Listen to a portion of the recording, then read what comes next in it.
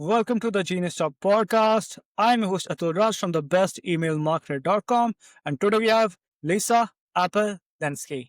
Did I pronounce your name right? Yes, that was perfect. Thank you. You're welcome. And thank you so much for joining us. Absolutely. It's exciting to be here. So, for our listeners who don't know you, can you tell them who you are and what you do? Sure. So I am the authority on authority power, and I work with authors, speakers, agency owners, and consultants who want to unleash their authority power so they become the clear go-to in their industry for the problem that they solve. To me, the most powerful sentence that can ever be uttered is, I know a guy, and my clients want and become that guy. And how do you make that happen? So it is a combination of several things, but first and foremost, it's understanding what you want to be known for. You are the best email marketer. You have your category of one, which is awesome. A lot of people struggle with that. What should I be known for? What is my area of genius? And once they know that, then they have to decide who do they want to be known to. So it's not trying to get everybody. It's being very specific of the right type of client that works well with you, is respectful, that you enjoy working with, that is a perfect fit for what you offer, and attracting those types of people to you.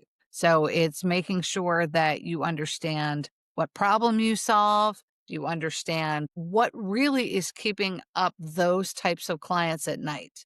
For me, I'm the authority on authority power. My clients don't wake up in the middle of the night and say, I need someone to update my LinkedIn. My LinkedIn has to be fixed. They wake up in the middle of the night and say, oh my gosh, how am I going to get clients in and make money tomorrow? That's what they struggle with. And I would say the same thing goes for you, Atul.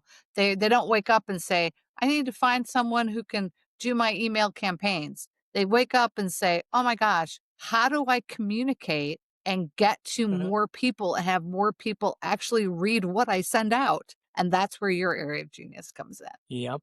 So, I'm curious, like, how did your expertise at Fortune 500 saved your current approach to business? So I had the pleasure as well as the pain of working with some of the largest brands in the world. And while I learned a lot about what to do, how to work within a team, how to handle politics, one of the things that I did that I didn't know was odd was I made sure that I had my own personal brand within those companies. So I became the go-to for a specific area. And people as high up as board members knew who I was. And I was a real lowly marketing specialist way down on the totem pole. And I was known to much higher ups. I didn't know that that wasn't a thing. I just did it because I thought, well, everyone does this, right? They figure out what they're really good at, and then they make sure people know, hey, if you have this question, come to me because I know what I'm doing. I'm the authority on it. And I didn't know that's what it was called at the time. I got in trouble a lot because managers, supervisors felt very threatened by that. And that should have been my clue that I was absolutely on the right track. Because if people are getting uncomfortable around you or trying to break you down, it means you're rising, right? As you know. Above them. Yeah, exactly. And because of that, I learned a lot about how to maneuver through obstacles that were put in my way while still being the authority, while still working within the brand, but still having my own area of genius. So having those conversations, having those relationships, and seeing how impactful I could be to people who were, president of the company, CEO, CFO, and feeling comfortable to have those conversations because I understood what my area of genius was. I was very clear what my area of genius was, which was all around how we communicate. How do we show up, especially in a digital environment, so that people come to us and want to work with us? And I was practicing that, in 1996 before the internet was even like really a thing. And then because I had the traditional marketing and then I moved into the digital space, I got the best of both worlds. And I was able to pull from both to really create my own program of sorts for communication. Okay. Hey, can you share a story of someone you have helped to come up to become a genius at their field? Absolutely. So people that I work with already are geniuses. It's unleashing that genius so everybody knows it. And I believe every single person has an area of genius. They just have to define it. They have to learn how to communicate it quickly and clearly. And they have to target the right people who will actually want to purchase it. So one of my Uh-huh. clients, he has been in the education space for over 50 years. He's Uh-huh. actually developed an online program where, if you, and I personally want to go through it as well, where you can learn how to properly use English grammar. And there are times when I sit with my boyfriend, even though I'm a journalist by trade and I write for a living, Uh-huh. we sit there and we Uh-huh. argue about how to say something and we have to look it up and we have to look, because the English language is weird. We have a weird, Yep. as you know, we have a weird language. And he was selling this platform, but he was selling it to Uh-huh. like for 1, 2, maybe 5 students at a time. And as we worked together, about 2 months in, he called me and it was Labor Day weekend. I can remember it like it was yesterday. And he said, I Uh-huh. got to share this with you. Are you sitting down? And I love those conversations. I love it when they say, Are you sitting down? I have to tell you something. He had talked to an organization that trains Uh-huh. a certain type of waiter and waitress to serve on cruise ships and high-end hotels and, this kind of hospitality training. And they had contacted him and said, on a Friday and said, I think we're going to buy 700 licenses from you, which was like amazing, right? Uh-huh. 700. Fantastic.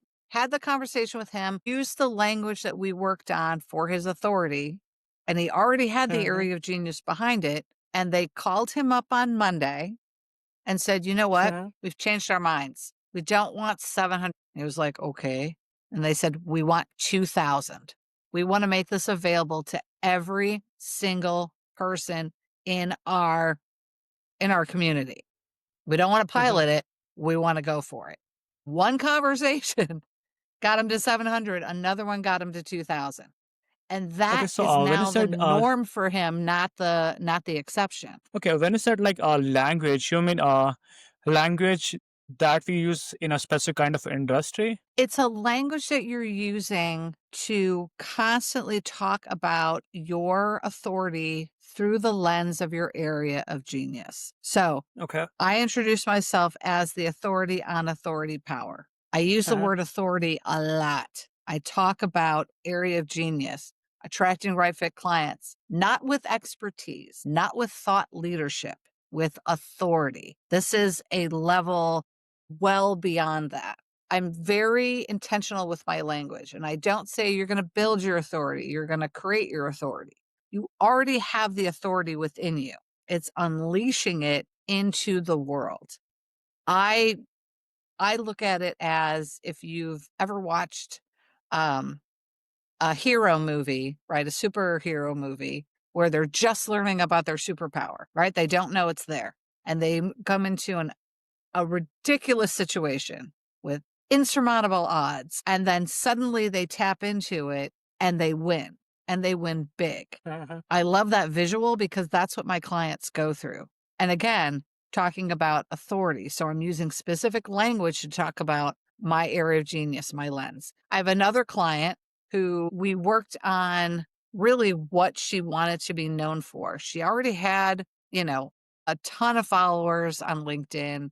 She already had built a pretty good agency, but she wanted Uh-huh. to make it more streamlined and more predictable with who was coming in. And she started to be very intentional when she had conversations to always bring it back to that area of genius. Always, always, always. And she told me after we had worked together, it was like 4 days later, she emailed me and she said, Oh my gosh, I received 4 requests to have I call it a call a call for consideration. So they learned about you and now they want to see how they can work with you. And she received 2 Uh-huh. requests for actual proposals. And she said, it's only been 3 days since I've worked with you. That's more activity than I've had in the last 3 months because she's Mm-hmm. intentional. She doesn't just say things. Everything is through her area of Yeah. genius. She's constantly thinking of how can I serve this person? What is their problem? And how can I help them understand how I can solve that problem with them? So it's this intentionality. I'll give you another quick Hmm. example. And this is Okay. an absolute soapbox for me. I'm going to get on my soapbox. When you make a comment on someone's post, whether it's LinkedIn, Facebook, Insta, X, I don't care what it is, you can still talk about your area of genius and your authority in that comment. It makes me insane when someone posts something and it's right there for them Uh-huh. to say something and add to the conversation, and the comment is insightful, good job, fantastic. You are throwing away an opportunity to push the conversation forward, to showcase and highlight your area of genius, and to have an impact on someone else's community that you'd never get access to. They're giving you a window and you're opening it and going, insightful. I mean, that to me is crazy. Why would you do that? I would rather you not comment at all than have a throwaway Yeah. comment. Because when you have a comment Exactly. that actually has authority, it's Hmm. like sending an email that doesn't have a call to action or doesn't tell them what the next step is. It's like they've opened it. They're like, okay, now what do I do? And you've missed your opportunity to actually have that conversation. I'm sure that makes you crazy too, but it's that kind of thought and communication. And you have to be intentional and you have to look at every single communication that you have out in the world Uh-huh. as an opportunity to connect, to converse, and ultimately to convert. Like they should be strategical about what they're showing, but most people are just become lazy and just write whatever. That's right. Yes. It's it's not seeing the opportunity that's there. I made a comment. I'm very intentional about this. Like I said, I'm very Yeah. intentional with my language. And I made a comment. There's a gentleman, Toby, that I follow. And I made a comment, just one comment, but I did it through the lens of my area of genius. I added to the conversation. Uh-huh. Someone who I'd never met before. I didn't even know she existed before this point.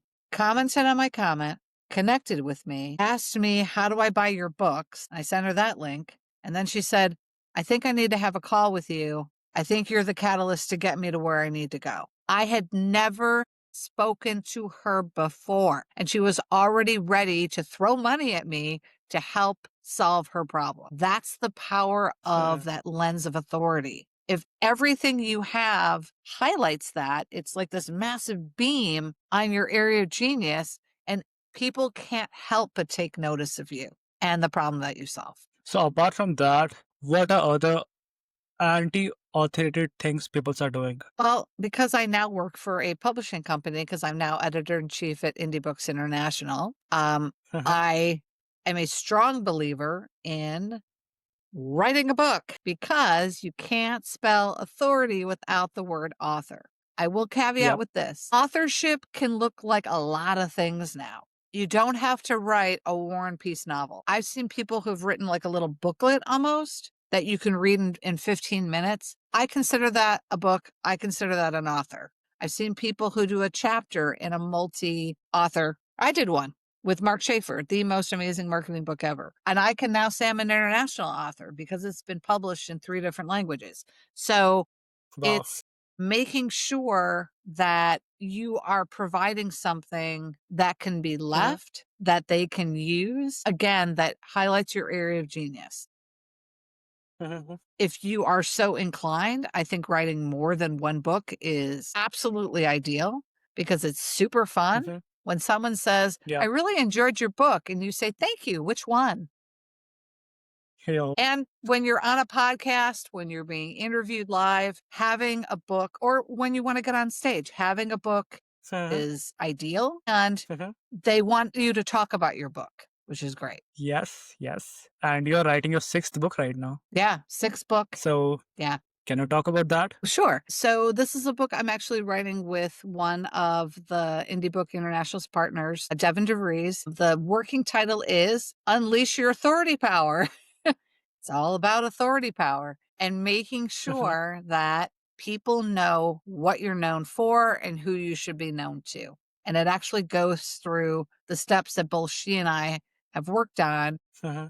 together and parallel to help people Uh-huh. become the true authority in their area for the problem that they solve. Yeah. And that should be coming out, I Okay. think like I think Q1 of next year, I think. Finishing the Huh. manuscript in the next, I would say 30 to 45 days. And then it's just, So, going through publishing. Yeah. so, so I guess that will come approx March of 2026. Hopefully. Yeah. I have to fit Okay. the book in with everybody else in our publishing house. Yeah, of So, course.